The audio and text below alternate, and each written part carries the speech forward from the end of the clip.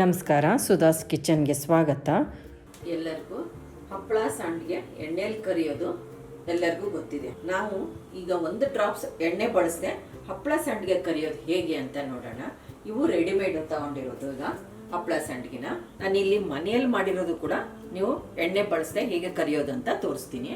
ಕಡಾಯಿ ಇಟ್ಟಿರೋದು ಗ್ಯಾಸ್ ಮೇಲೆ. ಇದಕ್ಕೀಗ ನಾನು ಉಪ್ಪು ಸೇರಿಸ್ಕೊತಾ ಇದ್ದೀನಿ.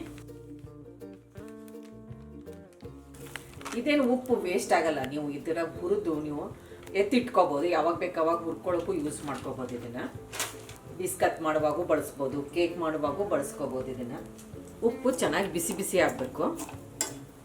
ಅಲ್ಲಿವರೆಗೂ ಇದನ್ನು ಬಿಸಿ ಮಾಡ್ಕೊಳ್ಳೋಣ. ಒಂದ್ಸರಿ ಈ ಥರ ಕೈಯಾಡಿಸಿ ಬಿಸಿ ಆಗೋಕ್ಕೆ ಬಿಟ್ಬಿಡೋಣ. ಉಪ್ಪು ಕಾಯ್ದಿದೆ ಇಲ್ವ ನೋಡೋಕ್ಕೆ ಒಂದೆರಡು ಹಾಕ್ಕೊಳ್ಳೋಣ ಮೊದಲು.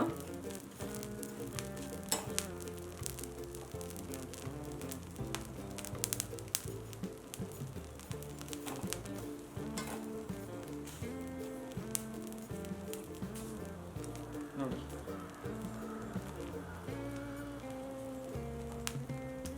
ಒಂಚೂರು ಉಪ್ಪು ತಗಲಿಲ್ಲ, ನೀಟಾಗಿ ಫ್ರೈ ಆಗಿದೆ. ಒಂದೆರಡು ಸಂಡಿಗೆ ಹಾಕ್ಕೊಳ್ಳೋಣ.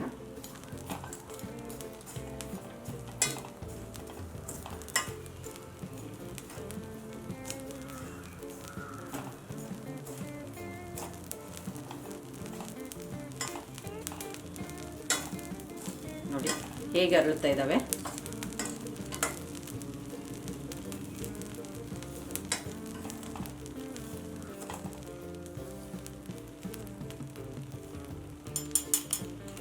ಈ ಥರ ಸ್ವಲ್ಪ ಜಾಲರಿಯಲ್ಲಿ ಈ ಥರ ನೀವು ಈ ಕೊಡು ಬಿಟ್ರೆ ಒಂದು ಚೂರು ಉಪ್ಪು ಇಟ್ಕೊಳ್ಳಲ್ಲ.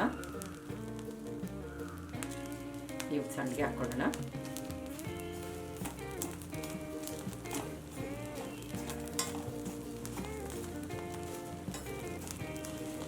ಒಂದು ಅರ್ಧ ಸೆಕೆಂಡು ಸಾಕಾಗಲ್ಲ ಇದಕ್ಕೆ. ಅದಕ್ಕಿಂತ ಮುಂಚೆನೇ ಬೇಗ ಸಂಡಿಗೆ ರೆಡಿ ಆಗಿಬಿಡ್ತವೆ. ಫ್ಲೇಮು ನೀವು ಮೀಡಿಯಮ್ ಫ್ಲೇಮಲ್ಲೇ ಇಟ್ಕೋಬೇಕು. ಉಪ್ಪು ಒಂದ್ಸಲ ಚೆನ್ನಾಗಿ ಕಾಯಿತು ಅಂದರೆ ಬೇಗ ಬೇಗ ಆಗಿಬಿಡುತ್ತೆ ಇದು.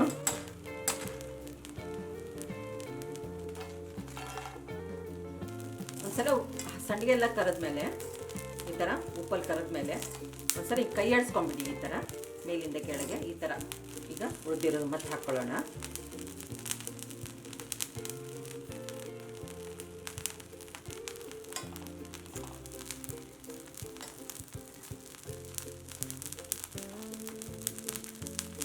ಹುರಿದು ಹೇಗೆ ಅವೇ ಮೇಲೆ ಬಂದ್ಬಿಡ್ತವೆ ಸಂಡಿಗೆಗಳು.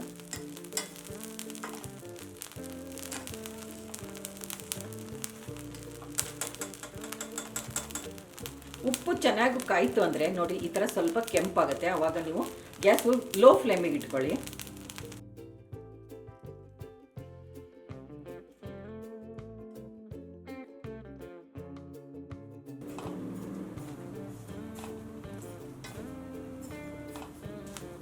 ಹೇಗೆ ಅರಳಿ ಹಾಗೆ ಮೇಲೆ ಬರ್ತಾ ಇದ್ದಾವೆ. ತೆಕ್ಕೊಳ್ಳೋಣ.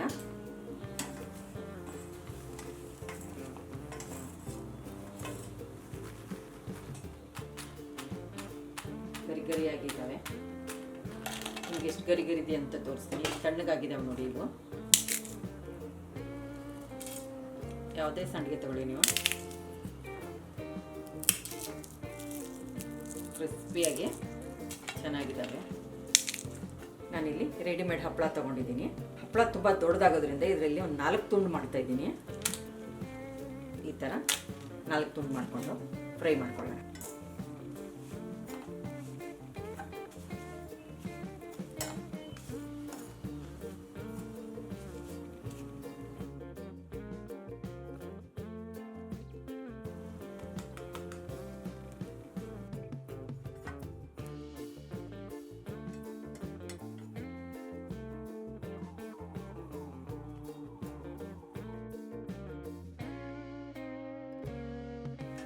ಈಗ ನಾನು ಮನೇಲಿ ಮಾಡ್ಕೊಂಡಿರೋ ಹಪ್ಪಳನ ಉಪ್ಪಲ್ಲಿ ಹುರಿತಾ ಇರೋದು. ಲೋ ಫ್ಲೇಮ್ ಇಟ್ಕೊಂಡಿದ್ದೀನಿ. ಇವಾಗ ನೊರೆ ಹಪ್ಪಳ ಅಲ್ಲ, ಅದು ಬೇಗ ಹುರಿದ್ಬಿಡುತ್ತೆ.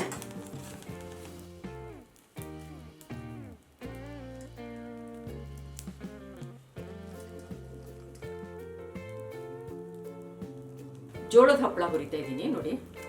ಇದು ಮನೆಯಲ್ಲೇ ಮಾಡ್ಕೊಂಡಿರೋ ಹಪ್ಪಳ.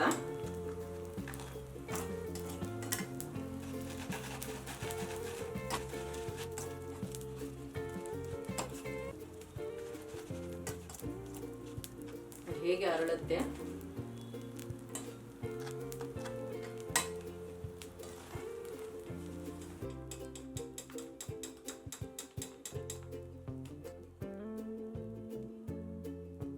ಈಗ ಅಕ್ಕಿ ಸಂಡಿಗೆ ಹಾಕೊಳ್ಳೋಣ.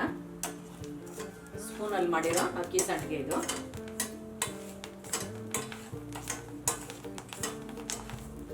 ನೋಡಿ ಹೇಗೆ ಪಟ ಪಟ ಅಂತೇಳಿ ಅರಳ್ತಾ ಇರೋದು.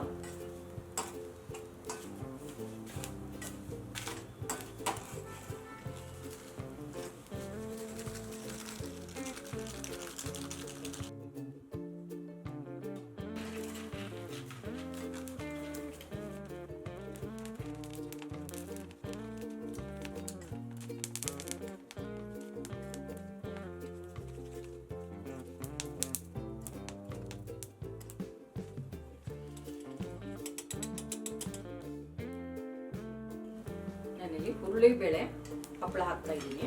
ಮನೆಯಲ್ಲಿ ಮಾಡುವ ಉದ್ದಿನ ಹಪ್ಪಳ, ಹುರುಳಿ ಹಪ್ಪಳ, ಯಾವುದಾದ್ರೂ ಹಪ್ಪಳ ನೀವು ಇದೇ ಥರನೇ ಫ್ರೈ ಮಾಡ್ಕೊಬೋದು. ಎಣ್ಣೆ ಕದ್ದು ತಿನ್ನೋದು ಬೇಡ ಅಂತಂದ್ರೆ ಈ ಥರ ನೀವು ಮಾಡ್ಕೊಬೋದು. ಎಣ್ಣೆ ಕದ್ದು ತಿನ್ನೋಷ್ಟೇ ರುಚಿ ಇರುತ್ತೆ. ಇದು ಕೂಡ ಉಪ್ಪಲ್ಲಿ ಹುರ್ಕೊಂಡು ತಿನ್ನೋದು.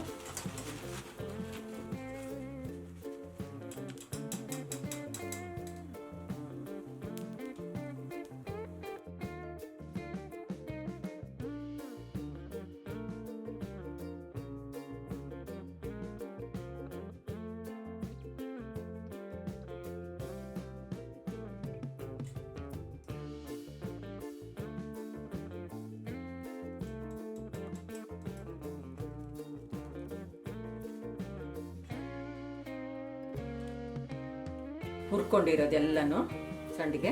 ಇಲ್ಲಿ ಮನೆ ಮಾಡಿರೋ ಹಪ್ಪಳಗಳಿವೆಲ್ಲ. ಈಗ ಅಕಸ್ಮಾತ್ ಈ ಹಪ್ಪಳಿಗೆ ಉಪ್ಪು ಹಿಡ್ಕೊಂಡಿದೆ ಅಂತಂದರೆ ಈ ಥರ ಇರ್ತಲ್ಲ, ಹಪ್ಪಳ ಎಲ್ಲ ತಣ್ಣಗಾದ್ಮೇಲೆ ಏನು ಮಾಡಿ, ನೀವು ಈ ಥರ ಸ್ವಲ್ಪ ಬಟ್ಟೆಯಲ್ಲಿ ಈ ಥರ ಕೊಡುಬಿಟ್ರೆ ನೋಡಿ ಸಣ್ಣ ಸಣ್ಣ ಪುಡಿ ಉಪ್ಪು ಬಿದ್ದುಬಿಡುತ್ತೆ. ಆವಾಗ ನಿಮ್ಗೆ ಹಪ್ಪಳ ಒಂದು ಚೂರು ಉಪ್ಪು ಅನ್ಸೋದೇ ಇಲ್ಲ, ನೀಟಾಗಿರುತ್ತೆ. ಇವೆಲ್ಲ ರೆಡಿಮೇಡು ಸಂಡಿಗೆಗಳು. ನಮ್ಮ ಚಾನಲ್ಗೆ ಸಬ್ಸ್ಕ್ರೈಬ್ ಮಾಡಿ, ಬೆಲ್ ಐಕಾನ್ ಒತ್ತಿ ಹಾಗೂ ವಿಡಿಯೋಸ್ನ ಲೈಕ್, ಶೇರ್ ಮತ್ತು ಕಾಮೆಂಟ್ ಮಾಡಿ.